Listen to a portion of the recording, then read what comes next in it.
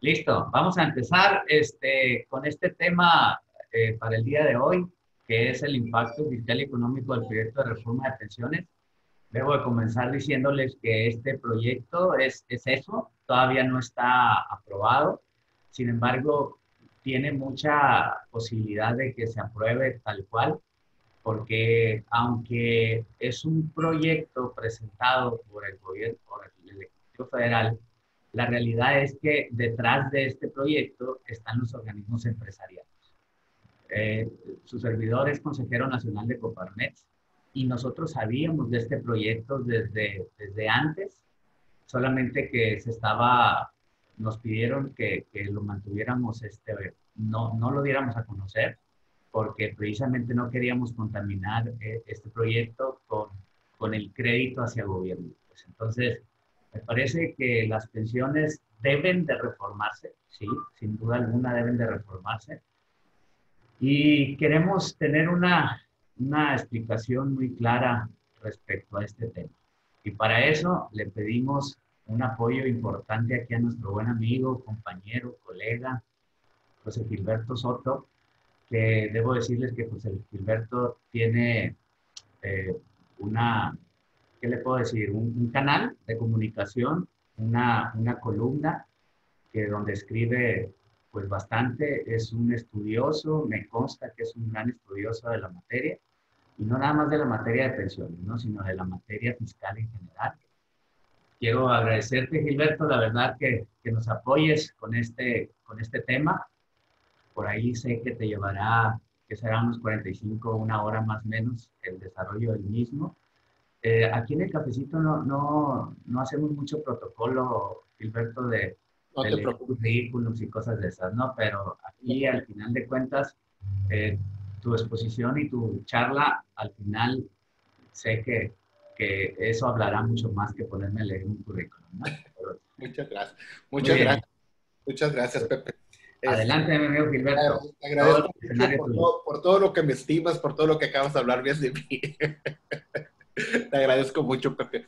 No, No, pues muchas gracias, jóvenes. Jóvenes, pues es un placer poder estar con ustedes aquí y pues haber recibido la invitación de Pepe para participar en sus lunes, los lunes de ustedes, los lunes de cafecitos, ¿sí? Y lo cual, la verdad, pues me da mucho honor poder, pues, compartir un poquito y hablar un poquito de este tema que, pues, que se ha vuelto no controversial, pero sí sí en un aspecto, si hablamos de un tema de política, pues sí, la verdad, da mucho que pensar por los tiempos que se están viviendo y por lo que vamos a ir viendo más adelante. ¿Por qué? Por los costos que le van a significar al Estado mexicano el llevar a cabo esta reforma, que si bien es cierto, como lo comentó Pepe, sí es muy necesaria.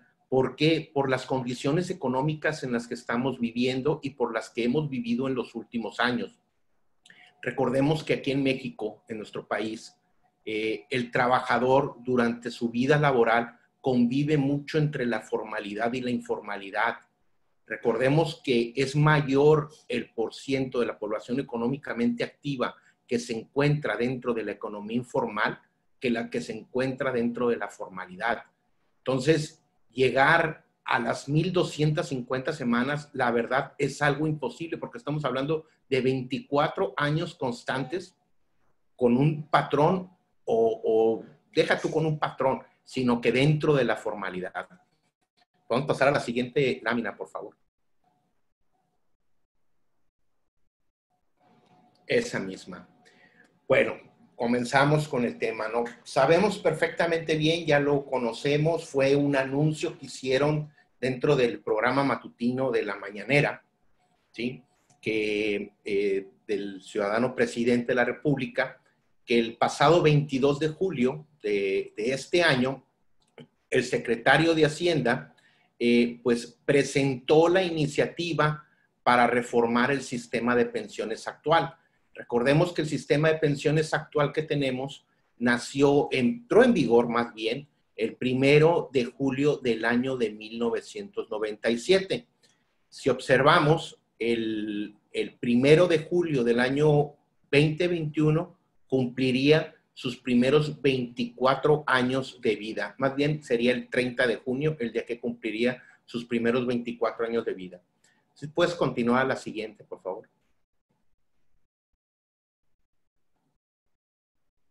La siguiente. Bueno. Este cambio consiste en una reforma a la ley del Seguro Social, por la cual se pretende incrementar en promedio a un 42% de la pensión que reciben los trabajadores. Ahorita actualmente, el salario promedio con lo que está cotizando un trabajador en México es de 8,980 pesos. En números cerrados serían 9,000 pesos, ¿no? Hablando de números cerrados. Ahorita con el sistema de pensiones, la mayoría de la gente que se ha estado pensionando no alcanzan o no van a alcanzar, porque ahorita quien se está pensionando, no es el que está, bueno, sí hay gente que está pensionando con la ley del 97, que venía conviviendo con la ley del 73, pero más sin embargo son muy pocos los que lo están haciendo de esa manera. Pero ahorita un trabajador en promedio, su tasa de retorno anda en un promedio del 30%. ¿Qué quiere decir? Que lo único que se le está pagando es la pensión mínima garantizada, la que te garantiza el gobierno federal, que son alrededor de 3,293 pesos. Con esta pensión o con esta reforma de pensiones a la ley, se pretende que el trabajador obtenga una pensión mínima garantizada de 4,280 pesos aproximadamente. Por eso hablan de que sería alrededor de un 42% la tasa del retorno. Ahora, el aumento se realizaría a través de cambios en las aportaciones patronales, reestructuración en la aportación gubernamental y modificaciones en la pensión mínima garantizada. Ahorita que estemos observando las demás láminas, que es de lo que habla este punto que les estoy diciendo, realmente nos vamos a dar cuenta que al único que le van a aumentar sus aportaciones, de acuerdo al proyecto de reforma que anunciaron que van a enviar al Congreso de la Unión, a la Cámara de Diputados específicamente, únicamente los cambios vienen realmente en las aportaciones patronales. En las aportaciones que hace el gobierno federal realmente no existe un cambio significativo, ¿no? Le das a la siguiente lámina, por favor. Bueno, de acuerdo con este comunicado, ¿en qué consiste la reforma? Son tres principales puntos que la reforma está comprendiendo, que es el aumento en las aportaciones para el retiro. La parte patronal, recordemos, ahorita la aportación que tiene es del 5.15% del total de lo que se aporta, y pasaría un incremento que ahorita lo vamos a ver, que es gradual hasta el año 2029. Un incremento en el valor de la pensión mínima garantizada. Ahorita les comentaba, pasaría de 3,300 pesos a 4,280 pesos o 4,332, si mal no recuerdo, ¿no? Pesos, la pensión mínima garantizada. Y la parte más importante y más interesante, que es la disminución del requisito de semanas de cotización para alcanzar el derecho a la pensión mínima garantizada, que pasaría de 1,250 semanas a 750 semanas. Y posteriormente, o sea, de escaso de ser aprobada este año y que iniciase su vigencia a partir del 1 del 2021, iniciaría con 750 semanas y gradualmente iría aumentando hasta llegar a las 1,000 semanas, que ahí es el tope donde se quedaría, ¿no? En 1,000 semanas. Puedes ir a la siguiente.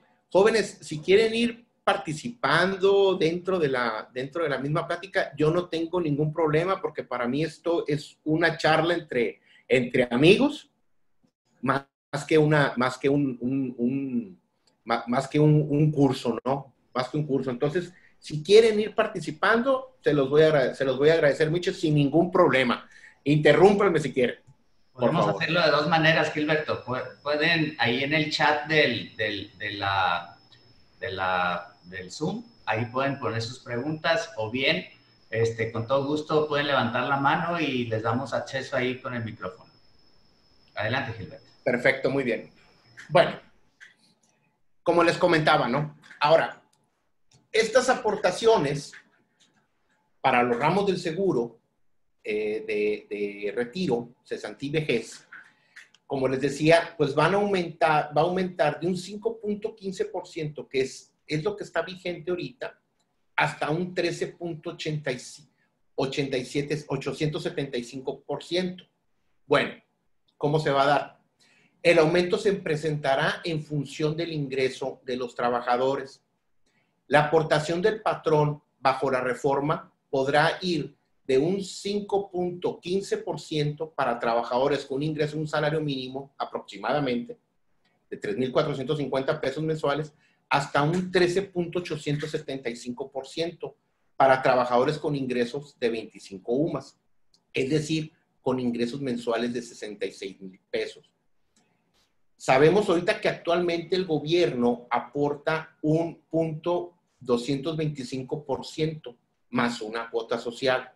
La reforma, en cambio, plantea una modificación a la cuota social, de forma que, de acuerdo con la presentación, podrá ser del 8.724% para trabajadores con un ingreso de un salario mínimo, a 1.798% para los que perciben ingresos hasta de 4 UMAS.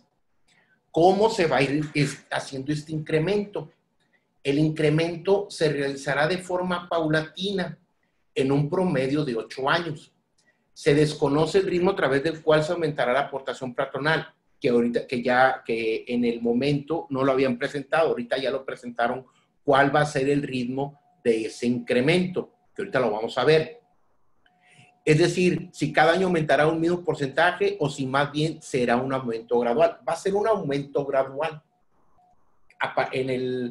De acuerdo a la reforma, el 2021 continuaría como lo tenemos actualmente, pero a partir del 2022 comenzarían los incrementos en las aportaciones por la parte patronal para el sistema, para el retiro, vejez y cesantía.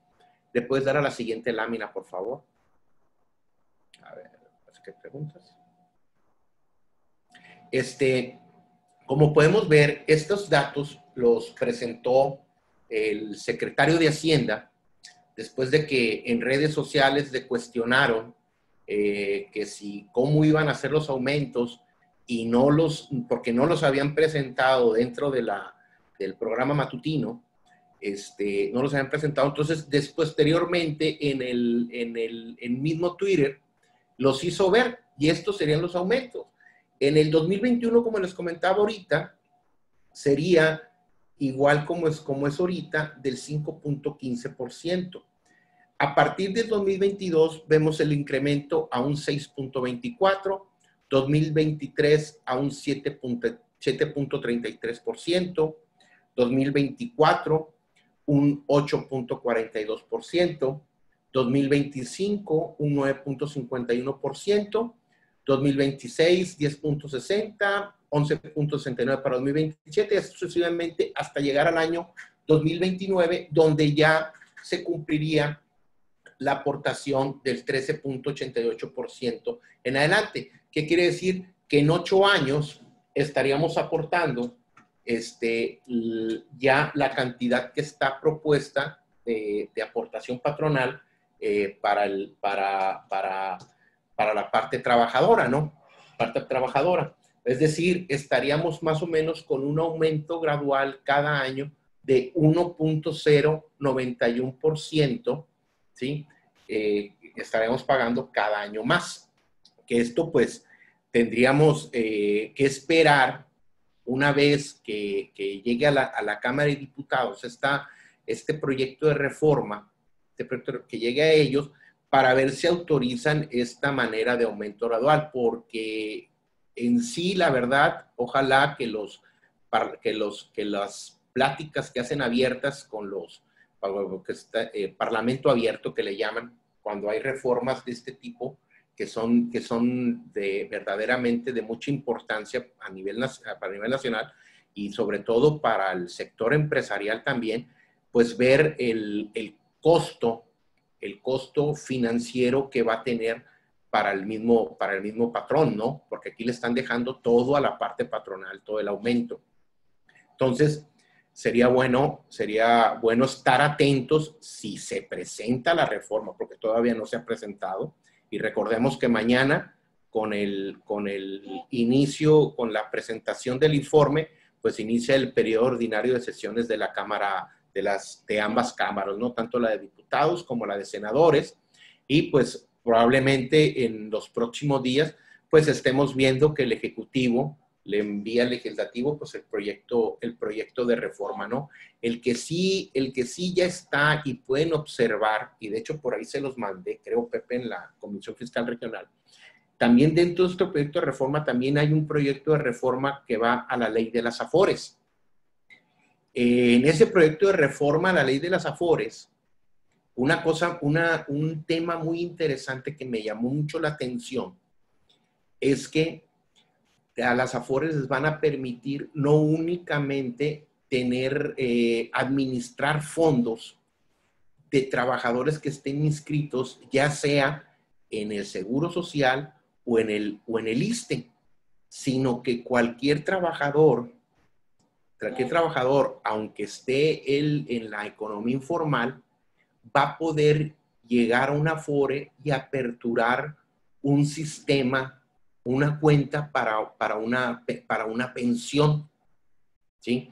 Recordemos ahorita que las compañías de seguros pues manejan sus programas de pensiones, pero pues la verdad no todo mundo tiene acceso a las mismas, ¿no?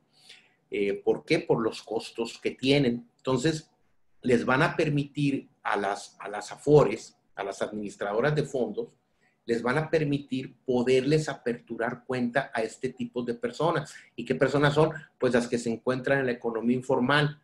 Yo no digo que esté mal, yo digo que está bien que lo hagan, pero creo yo que tanto a nivel empresarial como a nivel laboral, creo que al Estado le ha faltado mucho, y no es de ahorita, no estamos hablando de este sexenio, estamos hablando de muchos sexenios atrás. Le ha faltado mucho para poder incorporar a esa informalidad dentro de la formalidad. Y creo yo que muchas de las cosas que estamos pasando ahorita, ¿sí? por temas ya financieros, creo yo que a lo mejor fueran un poquito menos complicados si tuviéramos esa gran base de empresas informales dentro de la formalidad. ¿Por qué? Porque no nada únicamente se están dejando de pagar impuestos sobre la renta o impuesto al valor agregado por parte de las empresas, sino que también se está dejando de captar impuestos a la renta de los sueldos que están pagando a sus trabajadores, más aunado también cuotas de seguridad social, que en fin y al cabo no van para el puro gasto, ese dinero va para el gasto de la operatividad del Instituto Mexicano del Seguro Social, pero también estás dejando un costo al Estado porque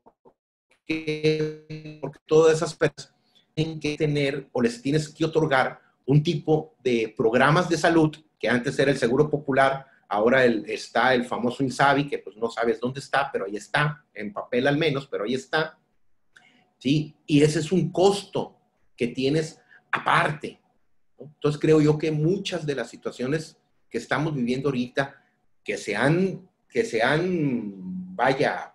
desnudado con la pandemia, creo yo que fuera un poquito menos problemático, ¿no? Pero, en fin. Podemos continuar a la siguiente lámina, por favor. Antes de pasar a la siguiente lámina, Gilberto, hay dos Sí. preguntas. Dina Araiza pregunta, lo del ingreso de las 4 UMAS en adelante, ¿cómo es esto, por favor? Que es a lo que se refiere esta lámina, que dice que la aportación patronal como porcentaje del salario dice para ingreso de 4 UMAS en adelante. ¿Cómo se llama? Es en valor, es el valor en porcentaje de las aportaciones. Si te puedes regresar, por favor, para ver esa lámina donde lo tengo. Aquí está. Aquí está donde viene. Aquí está. Es por parte de la aportación social de parte del gobierno federal. O sea, ¿qué quiere decir? Para los trabajadores que estén ganando un salario mínimo, la cuota social que aporta el gobierno federal pasará a ser al 8.724%.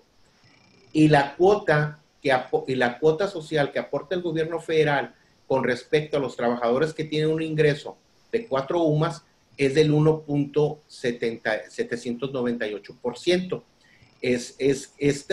Esto es referente a la aportación a la cuota social que aporta el gobierno federal, no a lo que la parte patronal es la que está aportando, ¿no? A eso se refiere. No sé, Diana, si haya quedado contestada tu pregunta. Muy bien, vamos a esperar a ver qué nos dice. Carlos Reyes también dice, ¿esta reforma aplica tanto para trabajadores de gobierno como para trabajadores de iniciativa privada?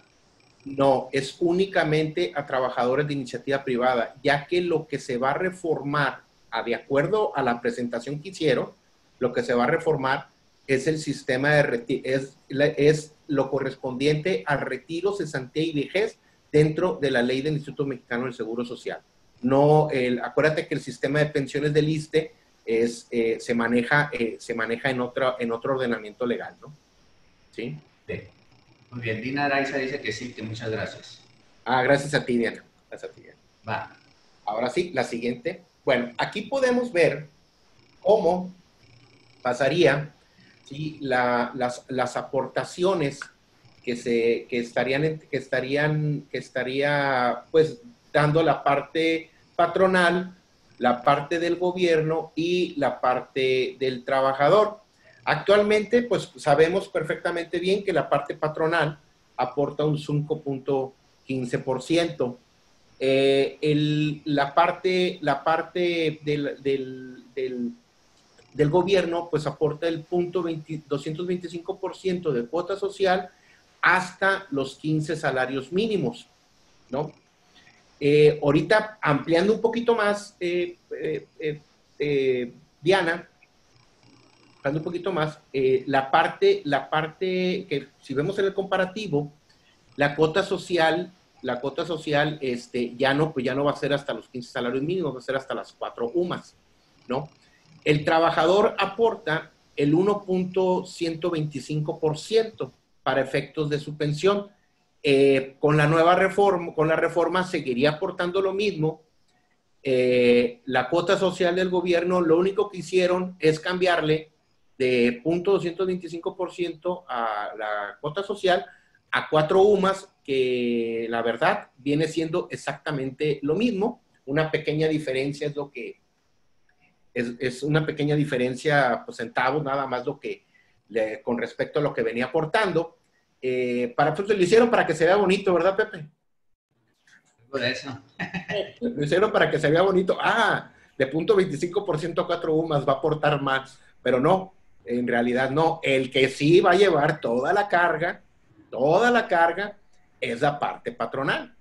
La parte patronal va a obtener, como le dijimos, paulatinamente, con un aumento gradual a partir del 2022 de 1.091% cada año hasta llegar al 2029, pues va a tener que estar aportando el 13.875%, ¿no? Eso es lo que corresponde a la parte patronal. Pero en fin, representa un aumento del 270%, ¿eh? Exactamente, el 270%. Mira, es interesante analizar cómo cómo todo se lo quieren cargar a la parte patronal, ¿no? Cómo todo se lo quieren cargar a la parte patronal. Que quizás si estuviéramos en condiciones económicas muy diferentes, pues no hubiese problema, ¿no? Con un crecimiento del 5 o 6% anual, pues puta, no importa, ¿no? Aparte, pues también lo único que está haciendo el Estado es quitarse una carga futura. ¿Una carga futura en qué aspecto? Recordemos que ahorita existen muchos programas para los adultos mayores, pero esos programas el gobierno se ha visto obligado a darlos porque es insuficiente las pensiones con las que están viviendo, o a lo mejor no tienen ni pensión. ¿Sí? Y desgraciadamente gran parte de la población de nuestros adultos mayores están en esas condiciones. Entonces, pues es un problema que le están, ¿cómo te lo podría decir? Que le están poniendo con pegamento a la parte patronal para que ellos lo resuelvan. No al Estado, que es al Estado al que le correspondería en determinado momento tener que hacerlo.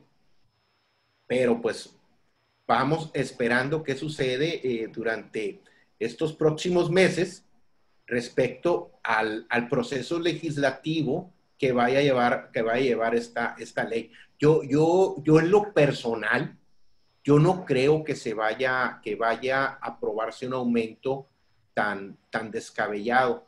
Yo en lo personal, yo sí creo que vaya a haber aumento. Yo sí creo que vayan a reducir el número de semanas cotizadas porque quizás lleve también una jiribilla en el aspecto de los empleos, pero ahorita lo veremos.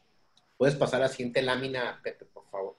Bueno, como les decía, se plantea reducir de 1,250 semanas a 750 semanas el requisito para obtener una pensión garantizada, ¿sí? Posteriormente, se elevará de forma gradual en un periodo de 10 años a 1,000 semanas. ¿Qué quiere decir? Que a partir del 2022, pues cada año va a estar aumentando un total de 25 semanas. O sea, ¿qué quiere decir? Que en el 2022, pues serían 775 semanas, el 2023, 800 semanas, y así sucesivamente hasta el 2021, para llegar a las 1,000 semanas, ¿no? Para llegar a las 1,000 semanas. Bueno, en conjunto con la pensión para el bienestar de personas adultas mayores, aquellas personas que hayan cotizado 750 semanas no verán diferencia considerable en comparación con aquellas que han cotizado 1,250 semanas, tal y como lo podemos apreciar en el siguiente gráfico. Y esto se refiere a la tasa de retorno que van a obtener los trabajadores. Por ejemplo, la tasa de reemplazo con la reforma, ¿sí?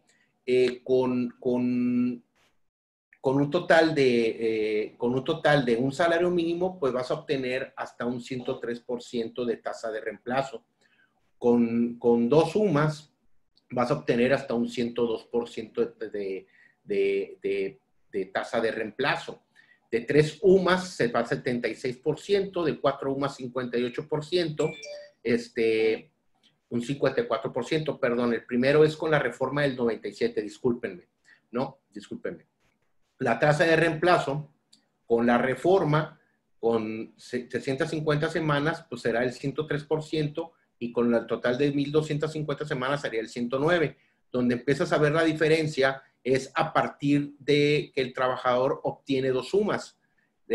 La tasa de reemplazo sería el 102% contra 83%, que sería con las 1,250 semanas. ¿Esto qué quiere decir? Esto quiere decir respecto a estas, ¿cómo se llama? A la pensión que estaría obteniendo el trabajador, ¿no?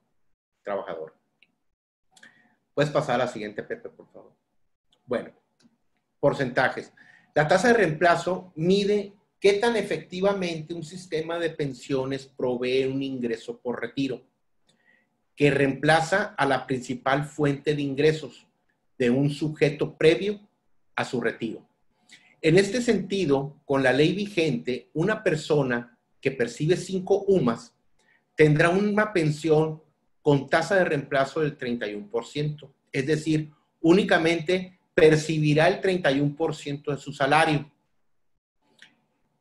En cambio, con la reforma se espera que su tasa de reemplazo ascienda a un 54%. En un inicio les comentaba que el promedio de sueldo de salario diario cotizado o salario cotizado mensual que tiene un trabajador en México es de 8,900 pesos, 9,000 pesos, lo dejamos en números cerrados, ¿no? 9,000 pesos. Y está percibiendo una pensión mínima garantizada ahorita de 3,300 pesos, que es aproximadamente el 32-33% de lo que él venía ganando. Con esta reforma, pasaría la pensión mínima garantizada a 4,350, 400 pesos.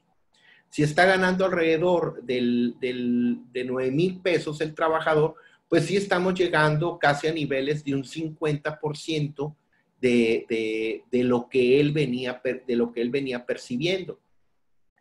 Y realmente actualmente estamos hablando que los trabajadores, con el sistema de pensiones que se tiene, con el 5.15% de aportación, más la aportación que está pagando el Estado, y la misma que el trabajador aporta, pues estamos hablando de que difícilmente van a poder llegar a tener un plan de pensiones donde sean retiros programados o donde sean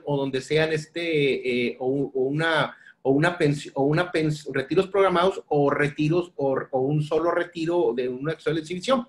¿Por qué razón? Porque simplemente si nos ponemos a sacar cuentas así burdamente, para tú al menos obtener un sueldo, una pensión de 10,000 pesos al mes, bueno, el cálculo yo lo hice con 20,000 pesos al mes, de 20,000 pesos mensuales. Suponiendo que te retiras a los 60 años, dentro del sistema de pensiones de la ley de 97, y el promedio ahorita, o la esperanza de vida del mexicano es de 80 años, estamos hablando de 20 años. Necesitarías tener ahorrado en promedio alrededor de 5 millones de pesos en tu Afore. Siendo claros,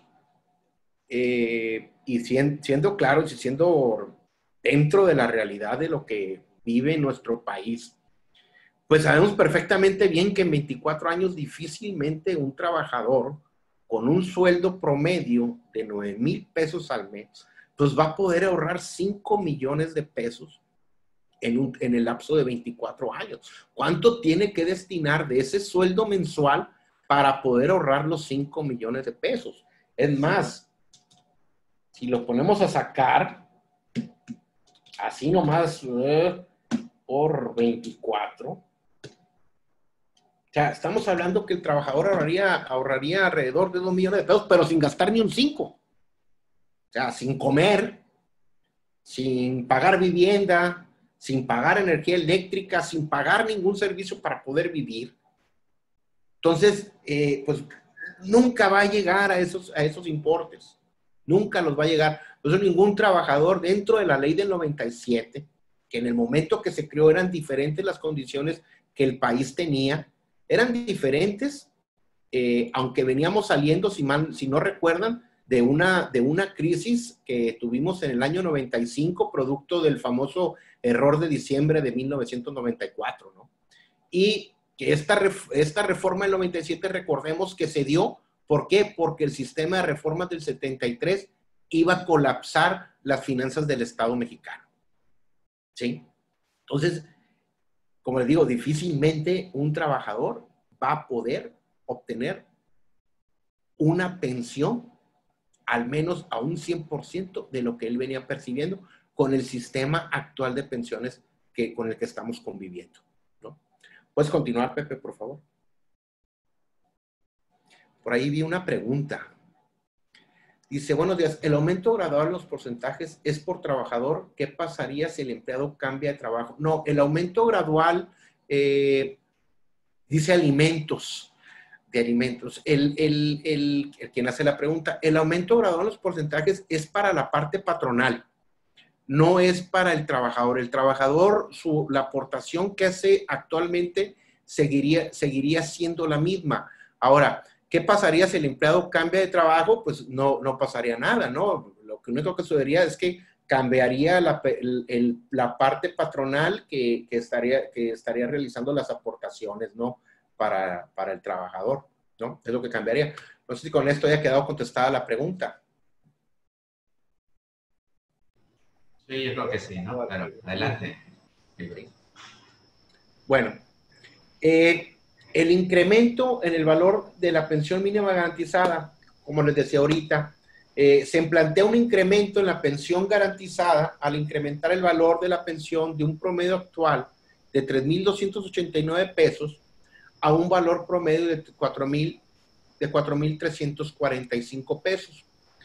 El valor de la pensión garantizada dependerá de la edad, semanas cotizadas y salario base de cotización. La Secretaría de Hacienda, dentro de lo que anunciaron, indica que es posible que la pensión garantizada aumente hasta un 220% del salario mínimo vigente, es decir, aproximadamente al 9,044.75 pesos. Pero esto no va a ser ahorita. Esto va a ser en un lapso de 10 años aproximadamente, ¿sí? Lo que aumentaría en dado caso de entrar en vigor el 1 de enero del 2021 sería la pensión mínima garantizada a 4,345 pesos, ¿sí?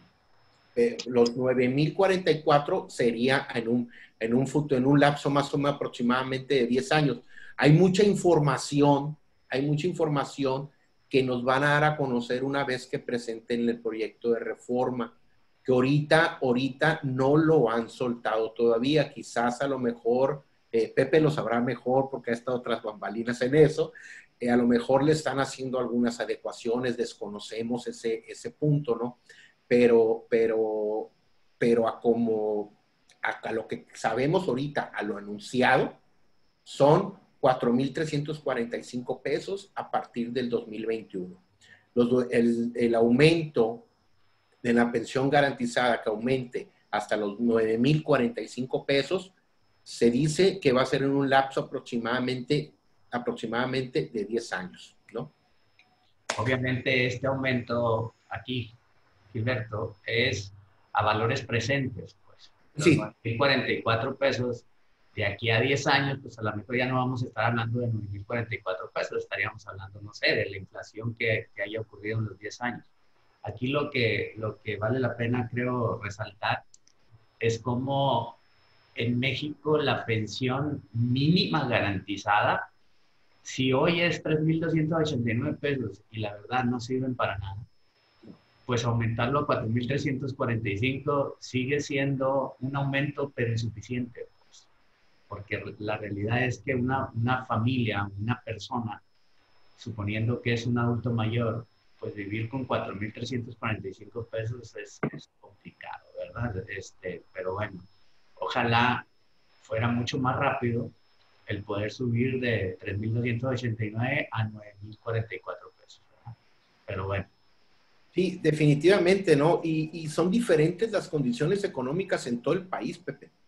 Por ejemplo, acá en el norte del país tenemos una vida muy cara, ¿sí? Los 4,345 pesos, te aseguro que con el puro recibo de la luz se le va a ir más del 50%. Sí. Con el puro recibo de la luz, ¿sí? Se le va a ir más del 50%. Pero falta complementar la papa, falta complementar otro tipo de satisfactores que necesitas para poder tener una calidad de vida cuando menos aceptable, ¿sí? Al menos aceptable, ¿no? Creo yo que los 9,000 pesos estaría genial que fueran ahorita, ¿no? Pero económicamente no lo puede el país, no lo puede el país, ¿no? Y ahorita vamos a ver por qué no lo puede el país, ¿no? ¿Puedes continuar la siguiente lámina, por favor? Bueno, otro de los cambios planteados dentro de la misma reforma es la posibilidad de combinar esquemas de rentas vitalicias con retiros programados. Poder hacer retiros de su ahorro voluntario sin requerir un periodo de espera, el cual es actualmente de 6 meses. Que la verdad, el ahorro voluntario, pues debería de ser, ahorita tú lo deberías de poder retirar cuando tú quisieras, no a los 6 meses, porque es un ahorro voluntario.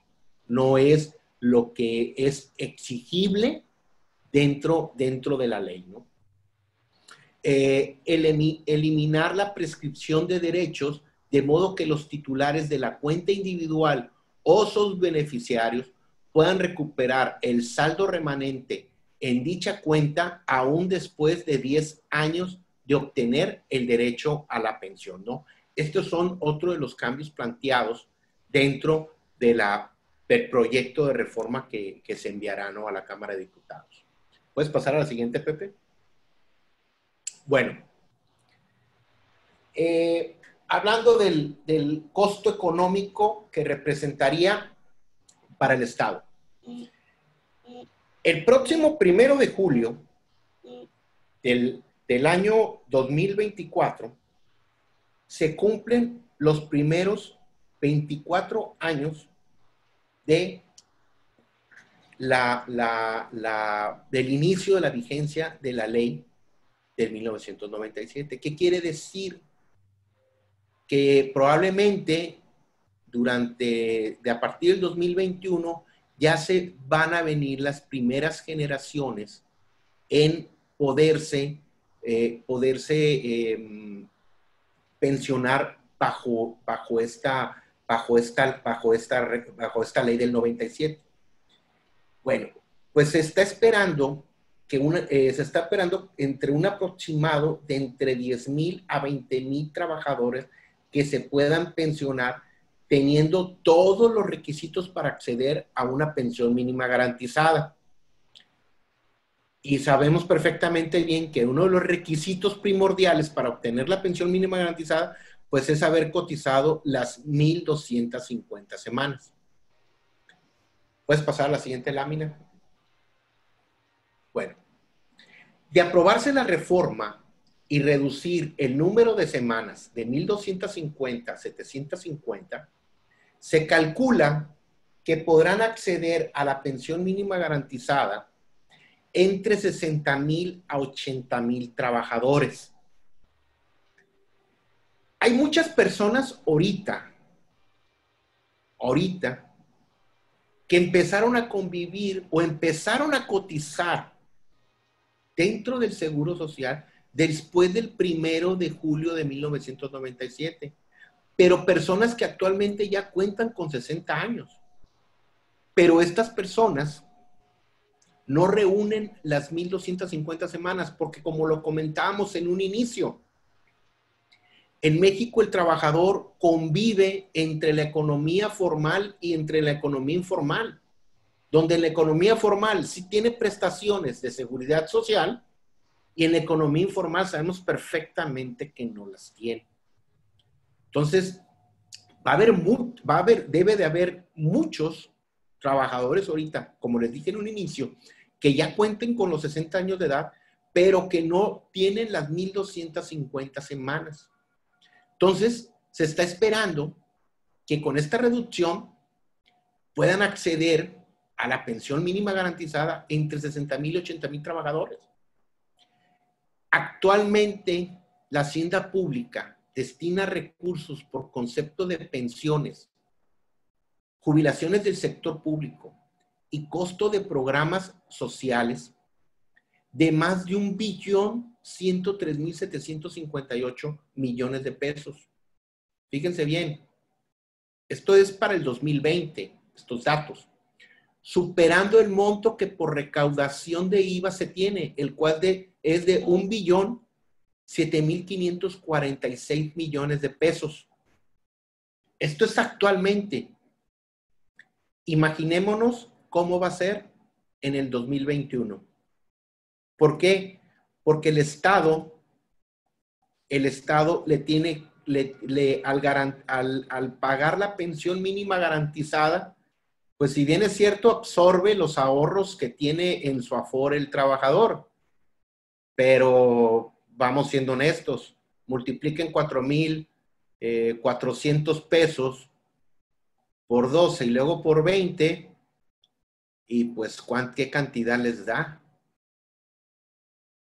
O sea, suponiendo que se pensione ahorita a los 60 y, y su vida llegue hasta los 80, ¿sí? Y vamos suponiendo que el trabajador tiene 100,000 pesos en su afore, 150,000 pesos, nomás se lo restan y todo lo demás es costo para el Estado. O sea, esta reforma, la verdad que el costo puede empezar a causar problemas el próximo año, los próximos años, y más. ¿Por qué? Porque recordemos que ya nos dijo el secretario de Hacienda, el 2021 la crisis va a ser peor que la vivida en 1929, algo así dijo, si mal no recuerdo. Y los ahorros, pues, si ya se los venían acabando en 2019, pues en este 2020 ya se los terminaron. Los ahorros de los conservadores. Dijo que se acaba el guardadito en el 2021. Sí, así es, el ahorradito de los conservadores. El ahorradito de los conservadores se acaba, ¿no? En fin. Bueno, en números significa que con la disminución de semanas, el acceso a la pensión mínima pasará su cobertura de un 34% al 82% de los trabajadores y pasaría de 3,289 pesos a 4,345 pesos. Un trabajador que ahorró en su afore 100,000 pesos al retirarse de los 60 años, no alcanzaría a obtener una renta vitalicia o un retiro programado, siendo que su mejor opción sería pues la pensión mínima garantizada, ¿no? Está hablando de la ley del 97, ¿no? Hablando de la ley del 97. Quienes pues vivimos de parchís para acá, pues convivimos entre las dos leyes, ¿no? La del 73 y la del 97, pues yo creo que nos va a convenir más la del 73, ¿no? Continuemos a la siguiente, Pepe, por favor. Más bien del Mundial de México 86 para acá. Bueno, pues ya como conclusiones, ¿no? Pues el próximo 1 de julio del 2021, pues como se los decía, andamos bien de tiempo, ¿verdad, Pepe? Sí, bien, bien. Ok. El próximo 1 de julio del año 2021, pues se cumplen los 24 años de la entrada en vigor de la reforma a las pensiones en México. Como les decía, definitivamente que esta reforma va a beneficiar a los trabajadores que comenzaron a vivir en el sistema, a convivir en el sistema de pensiones de la ley del 1997. A ellos los va a beneficiar definitivamente.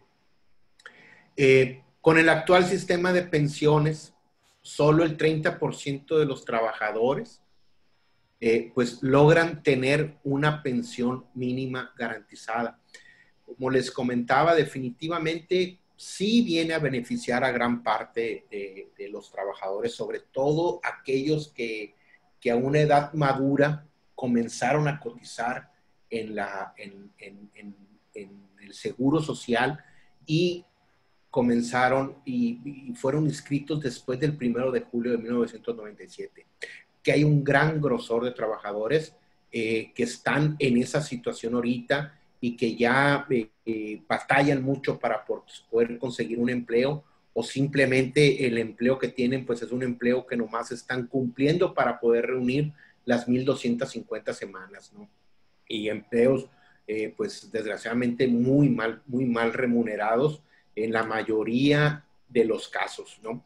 Les digo, lo que sí, para mí, en lo personal, independientemente, pues que tanto el sector patronal como el sector obrero, pues estén empujando esta reforma.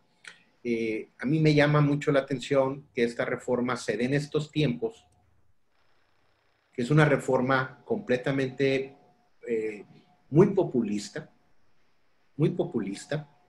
Se den estos tiempos porque, muy fácil, es un tema de elecciones. Es un tema de elecciones. Y también se dé donde, pues, evidentemente la pérdida de empleos en México derivado de la pandemia es muy alta. Habla el INEGI de alrededor de 1,5 millones de empleos perdidos. Por ahí nos vendieron un decreto que por decreto se crean 2 millones de empleos, pues la verdad no los veo todavía que ya se hayan generado esos 2 millones de empleos y nunca he sabido que por decreto se generen 2 millones de empleos, otras más de las manipulaciones. Y aunado a eso, pues el 1,5 millones de empleos son datos oficiales, datos del Instituto Mexicano del Seguro Social, pero falta el dato duro, que es la economía informal, y la economía informal es más susceptible a la pérdida de empleos. Y se habla, el INEGI sacó hace alrededor de 1 mes y medio, 2 meses, una estadística que hablan de alrededor de 12 millones de empleos perdidos entre la informalidad y la formalidad. Entonces, estamos hablando de una generación de mexicanos que probablemente se vea perdida por el tema económico. Estamos hablando de que volver a los niveles con los que estábamos, con los que iniciamos el año, niveles económicos, pues quizás los empecemos a observar en un lapso de un quinto año hacia adelante, ¿no? Pero pues esperemos, ojalá sea antes, pero la verdad sabemos todos nosotros que estamos aquí ahorita, pues que va a ser muy complicado. Y creo yo que con este tipo de costos que se quiere echar al hombro el gobierno federal, no creo que ahorita sea buen momento, y no es que esté en contra de que a los trabajadores se les pueda dar una mejor pensión garantizada y se les reduzca el número de semanas cotizadas por el tema que estábamos hablando de todas aquellas personas que en edad madura empezaron a cotizar después del 1 de julio del 97 y que ahorita ya tienen más de 60 años. No es que estén en desacuerdo que se les dé, pero creo yo, y creo que muchos probablemente compartan mi idea, no es el momento económico ideal para que el Estado mexicano comience a tener una carga financiera mayor, cuando sabemos ahorita perfectamente que los ingresos tributarios, independientemente de que muchas grandes empresas han pagado los pasivos fiscales que tenían con el SAT, pero independientemente, eso no les va a alcanzar por mucho tiempo. Pues eso es todo parte, no sé si tengan más preguntas, respuestas. Por aquí hay una pregunta, Gilberto, que dice, dentro de la reforma, ¿hay manera de compartir la carga patronal con aportaciones del trabajador? Es decir, que también aumente los porcentajes aportados por el empleado. La carga patronal no te la puedes quitar de encima, porque eso viene en norma y esa es obligación de la parte patronal aportarlos. Tú no puedes llegar a un acuerdo con la parte laboral, con el trabajador para compartir esa aportación. Son derechos irrenunciables por parte del trabajador y no en determinado momento que lo llegases a lograr, te puedes meter en un problema laboral, ¿no? ¿Por qué? Porque, como te digo, viene en la ley del Seguro Social, en la reforma, va a venir en la ley y es obligación de la parte patronal dar esa aportación para la pensión del trabajador, ¿no? Y lamentablemente o afortunadamente, habría que verlo desde qué punto de vista lo podemos platicar esto, es que no hay en todo el proyecto, no hay un aumento en el porcentaje que paga el trabajador. El trabajador sigue exactamente estable. Sí, Toda la carga va hacia el lado patronal. exactamente, exactamente, así es. Reformarla para aumentar las aportaciones del trabajador, pues lo veo difícil, ¿eh? Lo veo difícil que exista una reforma más con este gobierno eh, que es populista, más con este gobierno. Lo dudo mucho que vaya a haber una reforma donde al trabajador se le obligue a pagar más, ¿no? A pagar más para su seguridad social.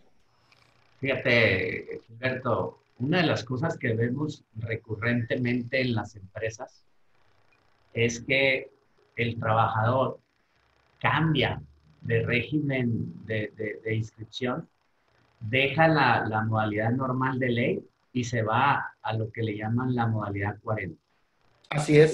Pero aquí el problema y que quiero dejarlo ahí como algo que debemos como patrones tener mucho cuidado, es que se cambian de modalidad, se dejan la modalidad normal, como trabajador normal, y se van a la modalidad 40. Para poder irse a la modalidad 40, obviamente tiene que haber una baja del patrón como trabajador. Pero ¿qué vemos en las empresas? ¿Qué vemos en las empresas? Vemos que el patrón acepta dar de baja al trabajador como trabajador para que tenga la posibilidad de irse a la modalidad 40, pero sigue trabajando en la empresa. Y eso es de mucho cuidado porque si bien es cierto, la modalidad 40 le cubrirá enfermedad y maternidad, por ejemplo, le cubrirá, no sé, el retiro cesantía, lo que no le cubre bajo ninguna circunstancia son los riesgos de trabajo. Exactamente. Y entonces viene a haber una corresponsabilidad importante con el patrón si llegara a tener un accidente ese trabajador. Y ni hablemos de que si llegara a fallecer, pues hay una responsabilidad muy importante, porque aunque haya un convenio, voy a decir, entre patrón-trabajador, en caso de que haya un accidente y el trabajador fallezca, entonces con el que hice el convenio ya no está. Y muchas de las veces el trabajador no le notifica a su familia que tiene un convenio en ese sentido con el patrón. Y entonces cuando fallece el trabajador, la familia viene a reclamarle al patrón el que no lo tenía afiliado, el que entonces no tiene una pensión o una indemnización correcta, y etcétera, etcétera, ¿no? Entonces, cuando un trabajador nos pide a los patrones que lo demos de baja para que se vaya a la modalidad 40, cuidemos mucho eso, porque de verdad, no sé si ahí pudieras ampliar algo al respecto, Gilberto. Sí, es una práctica que ha venido mucho dándose, que en cierta manera el patrón pues lo hace en solidaridad con el trabajador, ¿no? ¿Para qué? Para que él pueda alcanzar una mejor pensión.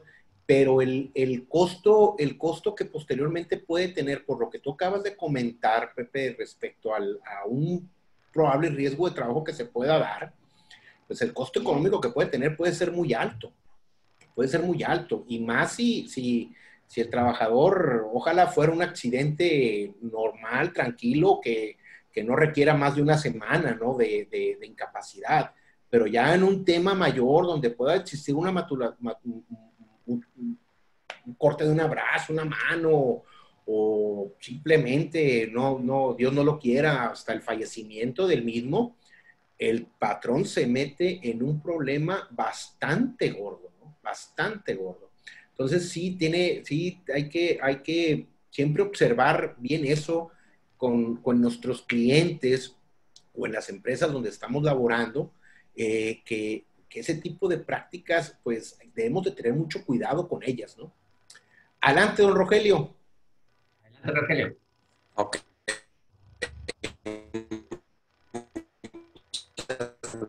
Lo que comenta sobre riesgos de trabajo. En la práctica que el instituto cuida mucho el aspecto de simulación, y si esta situación se presenta por querer el trabajador entrar a la modalidad 40 y se queda el trabajador en la empresa, aun cuando el trabajador se quede como prestador de servicios independientes, se puede generar el efecto de simulación y la excepción del afecto final. Es muy importante. Gracias. Sí, se te corta bastante, Rogelio, pero tienes mucha razón, ¿no? A lo que dices es que si el instituto determina que hubo una simulación en ese traspaso de modalidad normal a modalidad 40, le puede negar la pensión al trabajador. Pues. Correcto. La puede negar. Eso es muy importante que que tengamos claro esa parte. Sí, es correcto, Rogelio. Muchas gracias. Sí, definitivamente que sí, y es algo muy común que se realice la simulación con el honorario asimilable, y la verdad, son muchos problemas los que te puede causar ese tipo de simulaciones. Muy bien, no sé si alguien más quisiera platicar algo, dice Dina, este incremento es solo para la ley 97 y los que estén cotizando con la del 73, ¿cómo sería este costo para el patrón? Con la ley del 73 no hay modificaciones. De hecho, quien está conviviendo con la ley del 73 ahorita, que vemos muchos que estamos en ese periodo de transición, bueno, yo no, que estamos en ese periodo de transición, que tenemos la opción de buscar una pensión, ya sea con la ley del 73 o con la ley del 97, con respecto a la ley del 73 no existiría ninguna modificación. Sería para la ley del 97 la reforma que de darse a cabo se llevaría, ¿no? Pero a la ley del 73 esa sigue igualita, ¿no? No se le modifica nada porque recordemos que con la ley del 97 dejó de estar en vigor esa famosa ley de 1973, ¿no? Muy bien. Si el patrón tiene de los dos tipos de trabajadores, ¿se manejarían dos formas distintas de pago? A ver. Se refiere más que nada si tiene trabajadores que están con la ley 73 y con la ley 97. No, o sea, los pagos siguen siendo igual. El trabajador es el que decide con qué ley pensionarse. O sea, tú puedes tener X número de trabajadores que se inscribieron en el Instituto Mexicano del Seguro Social antes del 1 de julio del 97 y puedes tener X número de trabajadores que se inscribieron posterior al 1 de julio de 1997. El pago va a seguir siendo lo mismo, va a seguir siendo igual. O sea, tú vas a seguir pagando de la misma manera. Lo que varía es la decisión del trabajador con qué ley pensionarse, con la ley del 73 o con la ley del 97, ¿no? Es lo único. ¿Sí? Imelda Lepe dice que no escuchó muy bien lo último, yo creo que fue lo que platicó Rogelio, y es relativo a la simulación. Rogelio decía que tenemos que tener mucho cuidado porque muchos trabajadores patrones en común acuerdo siguen o se cambian a la modalidad 40 cuando en realidad siguen trabajando, y eso puede investigarlo el Seguro Social y traer como consecuencia que el Seguro Social diga que es una circunstancia simulada y le nieguen la pensión. A eso se refería Iván. Muy bien. Pues pareciera que ya no hay más preguntas. Déjenme primeramente invitarlos al próximo cafecito, que será por allá el 14 de septiembre, muy cerca del aniversario ahí que todos los mexicanos festejamos importantemente. ¿Sí? Y para esa ocasión vamos a platicar de un tema que nos han pedido muchos nos han pedido, que es relativo a la defensa fiscal que como contribuyentes debemos de realizar cuando tenemos EFOS dentro de los proveedores y estamos en una circunstancia de ser una empresa que tiene operaciones con empresas que facturaron operaciones simuladas. Y quiero decirlo bien, desde qué punto de vista lo vamos a abordar. No es desde el punto de vista aquel empresario que con toda ¿cómo se dice? Con todo, o sea, que compró verdaderamente las facturas, ¿sí? No estamos hablando del empresario que fue con toda la mala voluntad que compró facturas.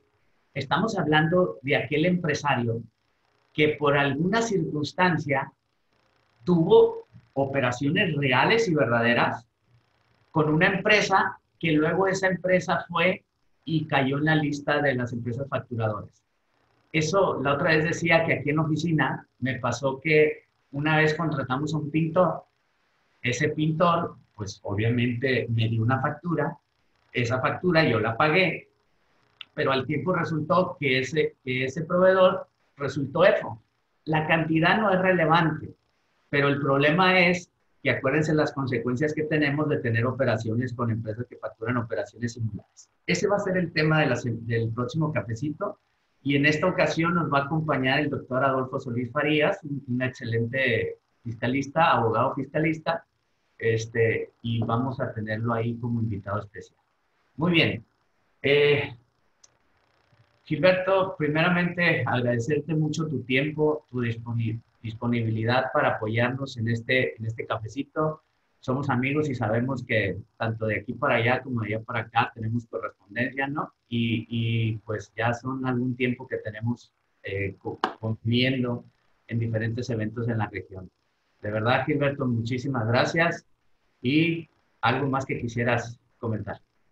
No, pues agradecer la confianza, Pepe, y la invitación y la oportunidad, pues, de compartir, compartir mi pensar referente a este proyecto de reforma a la ley de pensiones en México, ¿no? Con todos ustedes y pues gracias por aguantar lo que hablo durante una hora.